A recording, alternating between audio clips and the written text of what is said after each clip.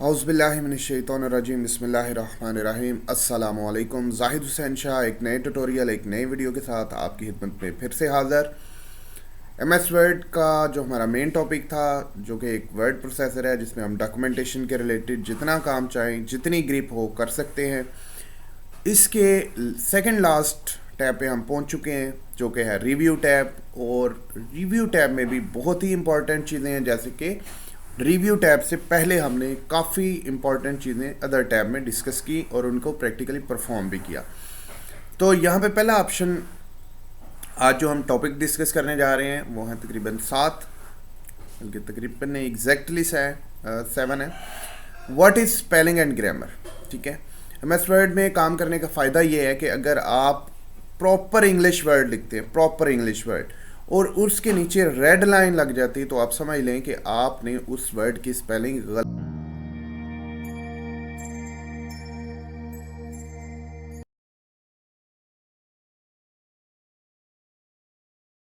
गलत लिखे हैं, मिस्टेक है।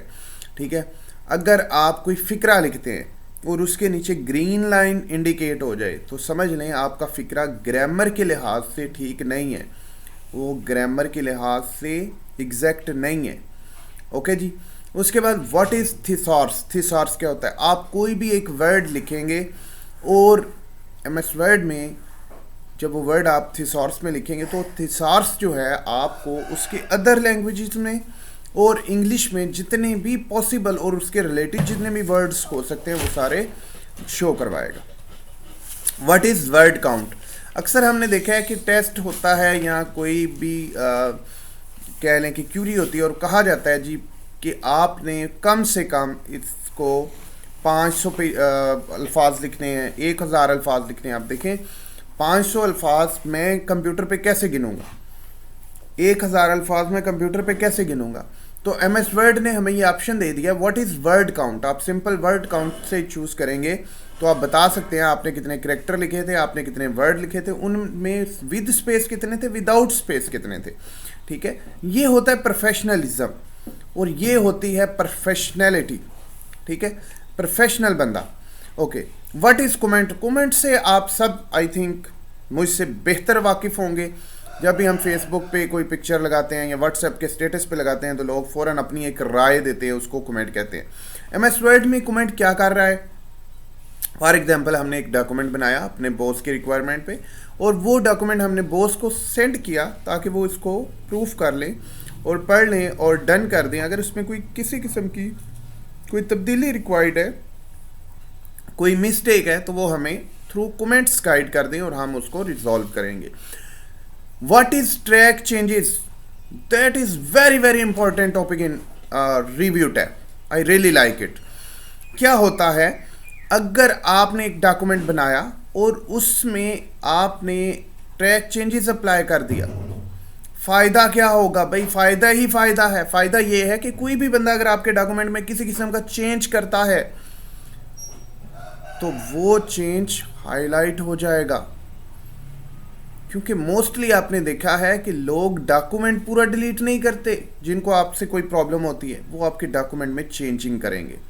आपने अच्छा बनाया होगा, लुक बदल देंगे, कुछ गलत वर्डिंग ऐड कर देंगे, ताकि जब आप वो फाइल बॉस को दें तो आपकी इंसल्ट हो। ठीक है, तो ट्रैक चेंजेस से आप वो चेंजेस देख सकते हैं जो अनऑथोराइज्ड चेंजेस हैं, जिनको आपने अलाउ नहीं किया था, बट समवन जो है, कोई भी एक बंदा आया और उसने वो जो चेंजेस हैं वो आपके डॉक्यूमेंट में अप्लाई कर दी। Then you can track this changes by track changes. ठीक है, व्हाट इज कंपेयर। कंपेयर ही होता है मुआवजना करना। तो आप दो डॉक्यूमेंट को कंपेयर करके देख सकते हैं भाई इसमें और इसमें क्या फ़र्क है।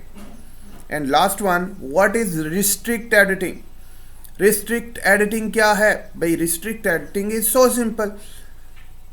क्या है? ये है कि हम नहीं चाहते कि हमारे डॉक्यूमेंट को कोई बंदा एडिट करे, तो हम उस पर रिस्ट्रिक्ट एडिटिंग लगाएंगे, यानी हम उसकी एडिटिंग पे पाबंदी लगा देंगे। तो ये वो 7 ऑप्शन हैं जो हम इस वीडियो में प्रैक्टिकली परफॉर्म करेंगे। थ्योरेटिकली मैंने एक्सप्लेन कर दिए। अगर आपका क्वेश्चन हो तो आप कमेंट बॉक्स में पूछिएगा, मैं आपको ज़रूर रिप्लाई करूँगा। आज की वीडियो शुरू करने से पहले मेरी आपसे गुजारिश, अगर अभी तक आपने मेरे YouTube चैनल को सब्सक्राइब नहीं किया तो बराए मेहरबानी मेरे चैनल को सब्सक्राइब कर लें, ताकि हर नई आने वाली वीडियो से आप मुस्तफ़ीद हो सके। जी, तो आज की वीडियो शुरू करते हैं। सबसे पहले हमारा topic what is spelling and grammar. तो इसके लिए हमें डेफिनेटली टेक्स्ट रिक्वायर्ड होगा। तो मैं यहाँ पर कुछ लिखता हूँ, लाइक दैट मैं एक वर्ड लिखता हूँ कम्युनिकेशन। सपोज दैट, देखें मैंने कम्युनिकेशन लिखा, उसको पता चल गया, उसने ये जो मैंने स्पेस प्रेस किया और कम्युनिकेशन खुद ब खुद स्पेलिंग ठीक हो गई, इसे कहते हैं ऑटो करेक्ट, खुद ब खुद ठीक होना। ठीक है, okay. Some time auto correct नहीं भी होता, okay, that is fine, possible है। जबकि अब ऑटो करेक्ट नहीं हुआ क्योंकि मैंने एम बहुत ज़्यादा मकदार में लगा दिए। बेशक मैं कम्युनिकेशन ही लिखना चाहता था, बट अब ये कम्युनिकेशन के सेंस में वर्ड इसको रिकॉग्नाइज नहीं कर पा रहा। सो अब आप देखिए कम्युनिकेशन का स्पेलिंग गलत हो गए। ओके, नाउ आगे मैं लिखता हूं this will be a dog. ठीक है, अगर कोई मैं ऐसी चीज़ लिखता हूँ, कोई फिक्रा मजमून लिखते हुए, कोई लेटर लिखते हुए, कोई एप्लीकेशन लिखते हुए, कोई रिपोर्ट लिखते हुए, अगर वो फिक्रा ग्रामर के रूल्स के खिलाफ होगा, किसके खिलाफ होगा जी? ग्रामर के रूल्स के खिलाफ। यानी ग्रामर की मिस्टेक होगी तो वो ग्रीन से हाईलाइट करेगा, और अगर वो प्रॉपर इंग्लिश का वर्ड है और स्पेलिंग मिस्टेक है तो वो रेड से इंडिकेट करेगा। ओके, अब रिव्यू में चलते हैं और देखते हैं हमारा पहला टॉपिक स्पेल चेक ग्रामर क्या करने वाला है। जी, स्पेल चेक ग्रामर पर क्लिक करने के बाद थोड़ा सा वेट किया तो यहाँ पर देखिए उसने फ़ौरन एक गलती पकड़ ली। उसने कहा ये जो कम्युनिकेशन लिखा गया है ना जी, ये गलत लिखा गया है, गलत है, ये ऐसा कम्युनिकेशन नहीं होता। फिर वो 3 ऑप्शन दे रहा है हमें, कौन कौन से? इग्नोर, कहता है चलें ठीक है छोड़ें, गलत लिखा है डजेंट मैटर, जाने दें। दूसरा ऑप्शन इग्नोर ऑल, अगर एक से ज़्यादा मिस्टेक्स हैं तो भी इग्नोर ऑल कर सकते हैं। इग्नोर ऑल का मतलब है कि सब को छोड़ दो, मैंने खुद गलत लिखा था। और ऐड का मतलब है कि ये, हाँ, that is very important option, that is add. अगर आप अपना नेम लिखते हैं या किसी भी पर्सन का नेम लिखते हैं, और डेफिनेटली नेम एक प्रॉपर इंग्लिश में नहीं होता, ठीक है, तो आप समझदार हैं कि आपका नेम वर्ड की डिक्शनरी में नहीं है। देखें, सिंपल इज दैट। मैंने एक चीज़ नहीं पढ़ी हुई, आप मुझसे पूछेंगे मैं कैसे बताऊंगा। आपने एक चीज़ नहीं सीखी हुई, मैं आपको कहूँगा करके दिखाएं, आप कैसे करेंगे? नहीं हो सकता। उसी तरह जो वर्ड MS वर्ड की डिक्शनरी में है ही नहीं, वो कैसे बताएगा इसके स्पेलिंग ठीक हैं या इसके स्पेलिंग गलत हैं? ओके, तो स्पेल चेक की डेफिनेशन के अंदर ये वाज़िया तौर पर लिखा हुआ है, but be aware the spell check is not always right. कहता है आगाही रखें, जाने कि हमेशा स्पेल चेक दुरुस्त नहीं होता। और उसकी वजह मैंने बता दी कि अगर आप कोई अपना नेम लिखते हैं तो MS वर्ड को आपके नेम के स्पेलिंग नहीं पता, तो वो नीचे रेड लाइन लगा दे तो आपने परेशान नहीं होना। आप उस पर राइट क्लिक करें और उसको ऐड टू डिक्शनरी कर दें, that is done, that is fine. Okay okay, यहाँ पे अगर मैं राइट क्लिक करूँ तो यहाँ पर भी वही ऑप्शंस अवेलेबल है। सजेशन इसलिए नहीं दे पा रहा क्योंकि मैंने एम बहुत ज़्यादा मकदार में लगाए हुए थे। ये देखें, अब एम मैंने कम किए तो उसने सजेशन देना शुरू किया। उसने कहा भाई कम्युनिकेशन लिख रहे थे, तो ये होता है कम्युनिकेशन, ये क्या होता है? कम्युनिकेशन। मैंने ऐड कर दिया तो आप देख सकते हैं कि कम्युनिकेशन अब ठीक हो चुका है। ओके सॉरी, कम्युनिकेशन ठीक नहीं हुआ, बल्कि मैंने रॉन्ग स्पेलिंग्स को ऐड कर दिया है। ठीक है, रॉन्ग स्पेलिंग को जबकि मुझे ऐड नहीं करना था, लाइक दैट, ऐसे। ओके, तो ये कम्युनिकेशन राइट क्लिक सजेशन से आप लिख सकते हैं। अब देखें, अब एक और सवाल आपके ज़हन में आ सकता है कि कम्युनिकेशन पहला भी ठीक, दूसरा भी ठीक, बट रेड क्यों हो चुका है? जी, रेड इसलिए हुआ है क्योंकि कम्युनिकेशन 2 दफ़ा एक ही जगह पे आ गया है और उसके दरमियान कुछ भी नहीं है और ये कभी भी दुरुस्त नहीं होता, इसलिए उसने इसको रेड से हाईलाइट कर दिया। आई थिंक आपको पहला ऑप्शन बड़ी क्लियर और बड़ी अच्छे तरीके से समझ आ चुका होगा। Now we will go to second option, that is thesaurus. Okay, let's start again. Thesaurus पर क्लिक करते हैं और क्लिक करने के बाद सिनोनिम, आपको पता है सिनोनिम क्या होते हैं? उससे मिलते जुलते वर्ड्स। ओके, तो मैं यहाँ पे एक word simple is that, nothing to more, computer लिख लेता हूँ और सर्च करते हैं थिसार्स में। तो ये देखें रिलेटेड टू कंप्यूटर तमाम जो वर्ड्स हैं वो उसके मुताबिक उसने हमें शो करवा दिए। कहता है कि ये वो सारी चीज़ें हैं जो इस वर्ड से रिलेट करती हैं जो आपने थिसार्स के अंदर लिखा है। That is fine. अब हम एक काम करेंगे, थिसार्स की भी हमें समझ आ गई, क्लोज करते हैं। Word count, third option, what is word count, why we use word count, ये मैं बता चुका हूं। ठीक है, आप वर्ड काउंट पे क्लिक करेंगे तो ये आपको आपके डॉक्यूमेंट का स्टेटस बताएगा। पेजेस कितने 1, वर्ड कितने 54, characters no space 247, character with space 293, paragraph 11, lines 15। That is the status of your current document. Okay okay, done.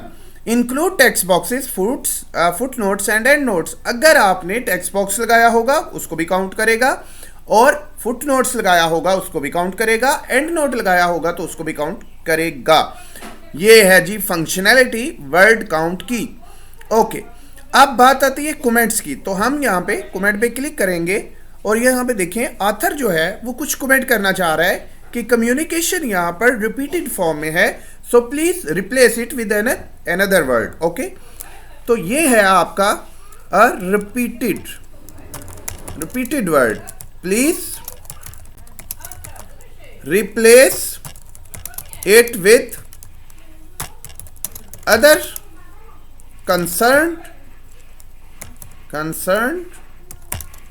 Word. आप देखिए कंसर्न्ड की स्पेलिंग ठीक नहीं है, तो यहां से सजेशन से हम कंसर्न ले लेते हैं, दैट इज फाइन। अब ये जो आइकन आपको नजर आ रहा है सी कमेंट्स का, ये बता रहा है कि यहां पर किसी ने कमेंट किया है, किसी ने यहां पर अपनी राय दी है, दैट इज फाइन। कमेंट दिया, उसके बाद डिलीट कमेंट। प्रीवियस और नेक्स्ट तब होगा जब 2 कमेंट्स होंगे, एक कमेंट में प्रीवियस और नेक्स्ट पॉसिबल नहीं है। आपको मिनिमम 2 कमेंट्स करने पड़ेंगे अपने डॉक्यूमेंट में, देन आप प्रीवियस और नेक्स्ट में स्विच कर सकते हैं, मूव कर सकते हैं, और शो कमेंट्स, ऑल कमेंट को आप शो भी करवा सकते हैं। ओके, लास्ट में मैं यहाँ पर एक और कमेंट दे देता हूँ, डन। ओके, डन एक कमेंट है हमारा, और अगर हम इसको शो कमेंट्स पे करते हैं तो ये देखें दोनों कमेंट्स हमें नज़र आ चुके हैं, और बताया जा रहा है कि ये कमेंट्स कौन से वर्ड्स के ऊपर किए गए थे, किसकी रिप्लेसमेंट के लिए हमें फोर्स किया गया था या हमें ऑर्डर दिया गया था। आई होप आपको मेरी बातें समझ आ रही होंगी, दैट इज़ फाइन। अब नेक्स्ट है व्हाट इज ट्रैक चेंजेस। मैंने आपको कहा था कि बहुत ही इंपॉर्टेंट है, बहुत ही इंपॉर्टेंट, इस पे हमें फोकस करना पड़ेगा। और क्या फोकस कर सकते हैं हम लोग, वो देखते हैं। डॉक्यूमेंट से थोड़ा नीचे चलते हैं और यहाँ से मैं जाऊँगा ट्रैक चेंजेस पर, lock tracking and track changes. Track changes पे पहले जाएंगे, ओके, और लॉक ट्रैकिंग कहते हैं एंटर द पासवर्ड। अगर आपने ट्रैकिंग जो की है उस पर पासवर्ड भी लगाना है तो भी लगा सकते हैं। ओके, ट्रैक मैंने अप्लाई कर दिया। मार्कअप की जगह, सिंपल की जगह मैं ऑल मार्कअप करूंगा कि जितने भी चेंजेस मेरे डॉक्यूमेंट में किए जाएं वो मुझे शो करवाए जाएं, लाइक दैट। ये देखें, this will be a dog. आप देख सकते हैं कि मैंने इसको आपके सामने बैक स्पेस से रिमूव किया, बट वर्ड के ऊपर एक लाइन लग गई जैसे कि स्ट्राइक थ्रू में होती है, बट आपकी जो वर्ड है, जो आपका पैराग्राफ है, जो आपकी लाइन है, वो स्टिल अपनी जगह पे नज़र आ रही है। तो ये सिर्फ और सिर्फ ट्रैक चेंजेस की वजह से नज़र आ रही है, अदरवाइज इसके नज़र आने का कोई चांस नहीं था। अगर आपको नहीं समझ आ रही तो मैं आपको एक दफ़ा ये ट्रैक चेंजेस ऑफ करने के बाद एक ही कैरेक्टर को रिमूव करके दिखाऊंगा और आप समझ जाएंगे कि मैं क्या कहना चाह रहा था। ट्रैक चेंजेस खत्म, देखिएगा जी भी खत्म, बट जैसे ही मैंने अगेन ट्रैक चेंजेस अप्लाई किया और ट्रैक चेंजेस के बाद मैंने ऑल मार्कअप का मतलब है कि जितने भी मेरे डॉक्यूमेंट में चेंजिंग हो वो मुझे शो होने चाहिए। I want to see all the changes in my document. Okay, now देखें, ये है ट्रैक चेंजेस, और फिर उसने ट्रैक चेंजेस के ऊपर पासवर्ड का भी ऑप्शन दे दिया। आप इस पर लॉक लगा सकते हैं ताकि आप और ज्यादा स्ट्रॉन्ग तरीके से इसको क्या कर सकें, सेव कर सकें, लॉक ट्रैकिंग कर सकें भाई, ताकि जब तक कोई पासवर्ड ना लगाए तो वो इस ट्रैक चेंजेस को अनलॉक नहीं कर पाएगा। ठीक है, समझ गए आप? ओके, आई थिंक आपको ट्रैक चेंजेस की भी बात समझ आ चुकी होगी, कोई मुश्किल बात मैंने इसमें नहीं की। Okay, that is fine. अब एक काम करते हैं जो कि बड़ा आसान सा काम है, और वो क्या है, व्हाट इज़ रिस्ट्रिक्ट एडिटिंग और what is compare. Okay, compare के लिए आपको मैंने पहले बताया था कम से कम 2 डॉक्यूमेंट्स होना ज़रूरी है कंपेयर के लिए, 2। और कंबाइन, कंपेयर का मतलब होता है मुआवजना करना, 2 चीज़ों को आमने सामने रख के देखना और बताना which is better, and that why I am going to choose that product.